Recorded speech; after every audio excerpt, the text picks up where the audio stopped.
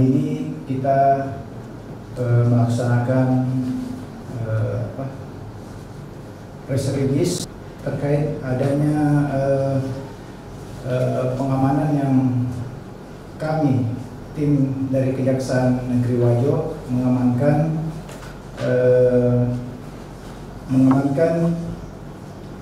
oknum yang terduga menerima bantuan, yang terduga telah melakukan pungutan liar atau gratifikasi terhadap sejumlah lembaga Taman Pendidikan Al-Quran TPQ di Kecamatan Tanah Sitolo. Bahwa pada hari Selasa tanggal 9 Maret 2021, tepatnya di lingkungan Masjid Darussalam, Desa Pakana, Kecamatan Tanah Sitolo, Kabupaten Wajo, sekitar pukul 13.40 waktu Indonesia Tengah, telah dilakukan penggeledahan dalam keadaan yang perlu dan mendesak dengan adanya informasi intelijen yang dilaksanakan, yang mana kegiatan pengembalian dana yang diduga merupakan hasil pungutan liar dan gratifikasi. Bahwa dalam hal kita mengamankan terduga yang berinisial Y dan berinisial AW, kami berhasil dalam penggeledahan tersebut berhasil mengamankan beberapa barang bukti, ada sekitar 38 item, diantaranya ada uang dan sejumlah kwitansi. Dan setelah kita melaksanakan penggeledahan dan menemukan barang-barang, tim penyidik mengamankan saudara YS dan AW ke kantor untuk dilakukan pemeriksaan lanjutan. Dan untuk lebih lanjutnya saya serahkan kepada Bapak Kajari. Assalamualaikum warahmatullahi wabarakatuh. Yang saya hormati rekan-rekan media yang hadir pada saat ini. Baik, dapat kami sampaikan bahwa berawal pada saat jaksa penyidik pada Kejari Wajo memperoleh informasi yang berkembang di masyarakat bahwa terdapat dugaan pungutan liar atau gratifikasi terkait penyaluran bantuan operasional pendidikan pesantren dan pendidikan keagamaan Islam selama masa pandemi COVID-19 tahun 2020 pada Kementerian Agama Kabupaten Wajo, sehingga para peserta menerbitkan surat perintah pendidikan dan ditindaklanjuti dengan pengumpulan bahan keterangan. Dapat kami sampaikan bahwa di tahun 2020 ini Kementerian Agama Republik Indonesia menyalurkan bantuan operasional pendidikan pesantren dan pendidikan keagamaan Islam masa pandemi COVID-19 tahun 2020, di mana Kementerian Agama Kabupaten Wajo menjadi salah satu satuan kerja yang wilayahnya menerima bantuan tersebut. Adapun bantuan tersebut diperuntukkan bagi pondok pesantren, madrasah diniyah takmiliyah, dan taman pendidikan Al-Quran. Bahwa bantuan operasional pesantren dan pendidikan keagamaan pada masa COVID untuk wilayah Kabupaten Wajo terdiri dari 4 tahap dengan rincian sebagai berikut. TPQ sejumlah 132 lembaga yang terdiri dari tahap 2 50 TPQ dengan bantuan masing-masing 10 juta rupiah. Tahap 3 mendapatkan bantuan 37 TPQ dengan jumlah bantuan masing-masing 10 juta rupiah, dan tahap 4 juga mendapat bantuan lembaga TPQ sebanyak 45 lembaga dengan bantuan masing-masing 10 juta rupiah. B. Madrasah diniyah takmiliyah sejumlah 74 lembaga. Tahap 2 mendapatkan 28 lembaga. Tahap 3 46 lembaga dan masing-masing 10 juta rupiah. C. Pondok pesantren sekitar ada 11 lembaga. Tahap yang pertama mendapatkan bantuan untuk satu pesantren besar dengan jumlah bantuan sebesar yang diterima 50 juta rupiah, dan 4 pondok pesantren kecil dengan jumlah bantuan yang diterima masing-masing 25 juta rupiah. Tahap 2 yang mendapatkan bantuan 1 pondok pesantren sedang dengan jumlah bantuan 40 juta rupiah, dan 4 pondok pesantren besar dengan jumlah bantuan yang diterima masing-masing 50 juta rupiah. Tahap 3 yang mendapatkan bantuan sekitar satu pesantren besar dengan jumlah 50 juta rupiah. Bahwa proses pencairan bantuan tersebut dilakukan sekira bulan Oktober 2020 sampai dengan Desember 2020.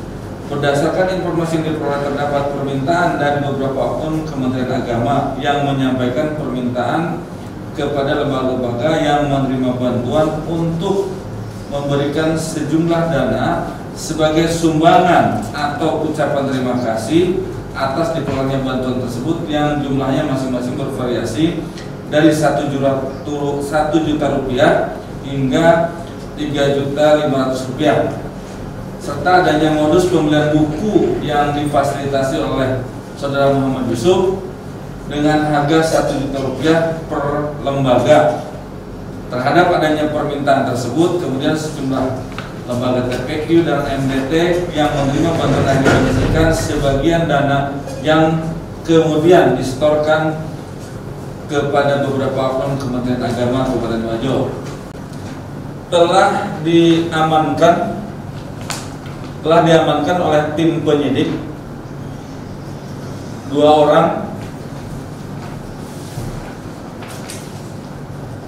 yang berinisial MY dan juga AW. Nah, MY ini merupakan pegawai negeri sipil, sementara kalau AW adalah pegawai honorer kantor Kementerian Agama. Adapun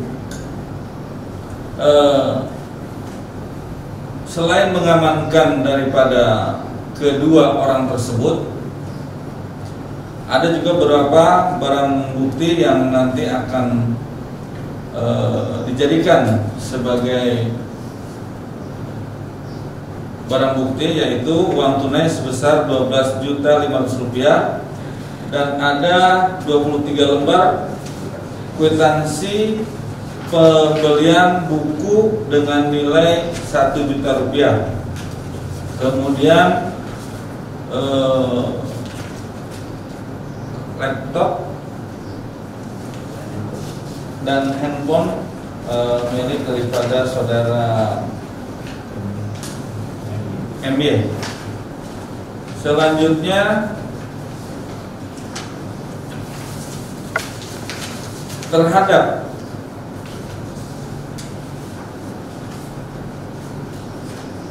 temuan atau pengamanan tersebut, Kepala Kejaksaan Negeri menerbitkan surat perintah penetapan tersangka nomor 22 tanggal 9 Maret 2001 yang telah menetapkan Saudara MY dengan pasal yang disangkakan adalah pasal 12 huruf E Undang-Undang nomor 31 tahun 99 yang telah dirubah dengan Undang-Undang nomor 20 tahun 2001 tentang pemberantasan tindak pidana korupsi, yang berbunyi dipidana dengan pidana penjara seumur hidup atau pidana penjara paling singkat 4 tahun dan paling lama 20 tahun, dan pidana paling sedikit 200 juta rupiah dan paling banyak 1 miliar rupiah. Pegawai negeri atau penyelenggara negara yang dengan maksud menguntungkan diri sendiri atau orang lain secara melawan hukum atau dengan menyalahgunakan kekuasaannya memaksa seseorang memberikan sesuatu, membayar atau menerima pembayaran dengan potongan atau untuk mengerjakan sesuatu bagi dirinya sendiri. Selanjutnya juga disangkakan juga pasal 11 Undang-Undang nomor 31 tahun 99 yang telah dirubah dengan Undang-Undang nomor 30 1 tahun 2001, yaitu tentang pemberantasan tindak pidana korupsi,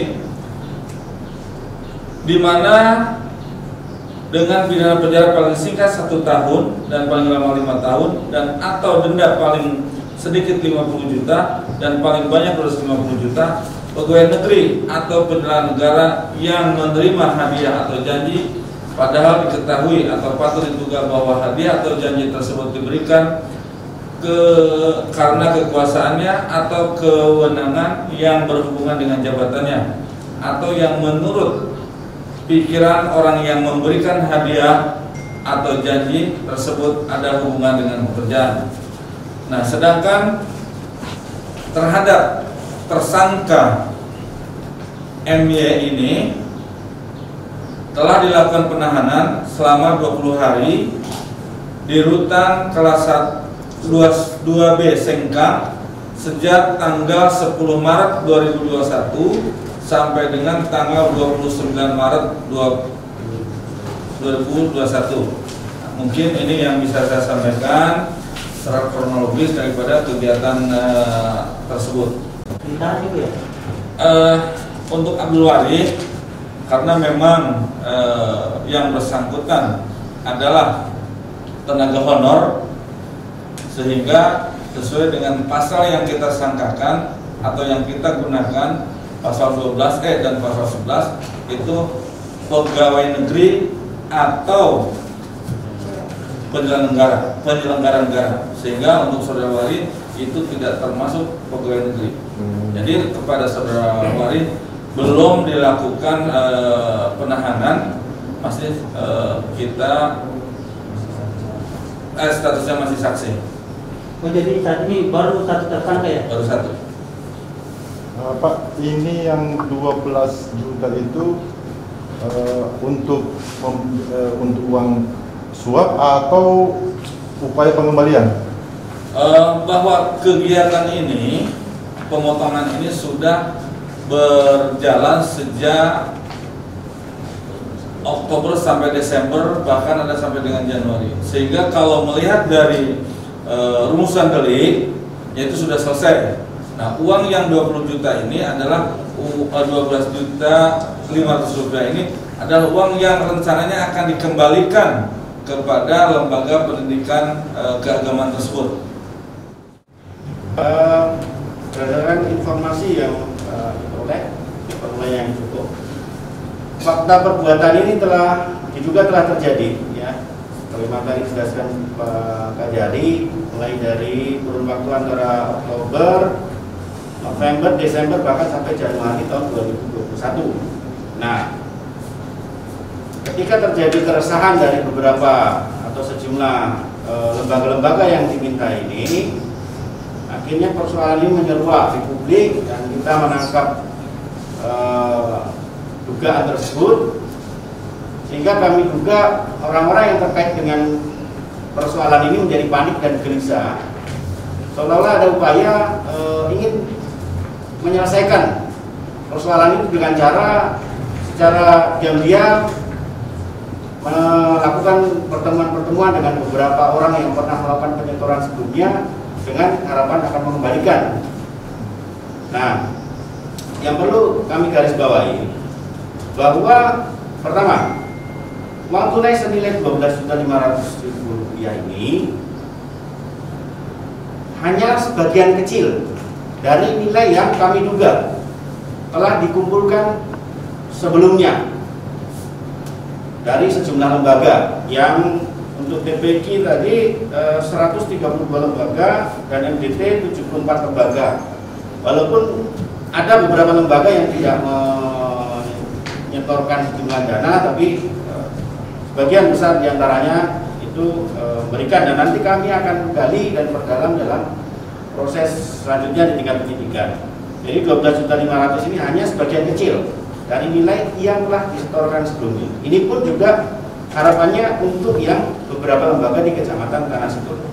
Kemudian yang kedua, kami perlu tekankan bahwa upaya pengembalian ini dilakukan di luar hukum. Negara Indonesia adalah negara hukum. segala sesuatu yang diduga ada unsur pidananya harus selesaikan sesuai dengan ranah hukum, yaitu hukum acara pidana. Nah, pengembalian ini dilakukan tanpa berdasarkan hukum lagi, seolah-olah secara diam-diam mengembalikan supaya selesai persoalan. Nah, yang perlu dicatat, uang 12.500.000 ini, 12.500.000 ini itu merupakan bagian dari dana-dana TPQ yang diterima 10 juta rupiah per TPQ, di mana peruntukannya itu ada 3. Pertama untuk pembiayaan operasional, itu antara lain pembayaran listrik, air, dan keamanan. Kemudian honor pengurus dan guru mengaji. Kemudian yang ketiga untuk pelaksanaan protokol kesehatan selama masa pandemi. Nah, dari 10 juta yang dibagikan kepada TPQ dan MDT ini, sebagian besar telah terbelanjakan, telah dikelola, dan telah dipertanggungjawabkan. Nah, jadi ketika ini dikembalikan seolah-olah ini uangnya mereka, padahal ini adalah uang negara yang telah disalah peruntukan. Nah, menurut hemat kami tim penyidik, seharusnya uang yang telah disetorkan ini didudukkan dulu pada ranah hukum untuk nanti ditentukan statusnya. Apakah ini akan masih menjadi hak lembaga atau kembali ke negara? Karena dalam konteks penyetoran kemarin tidak mungkin ini diambil dari jatah honor mereka. Ya, secara logika akal sehat juga tidak mungkin mereka menyisihkan yang menjadi honor. Pasti yang disisihkan yang menjadi bagian dari operasional. Ya, sebagai kepala Satker, kita akan minta keterangannya. Apakah kegiatan tersebut diketahui oleh yang bersangkutan atau tidak? Dan perlu saya sampaikan, untuk kegiatan ini tidak tertutup kemungkinan ada tersangka lainnya. Ya. Melakukan pengembangan kalau memang ada fakta-fakta yang mengarah pada keterlibatan pihak lain.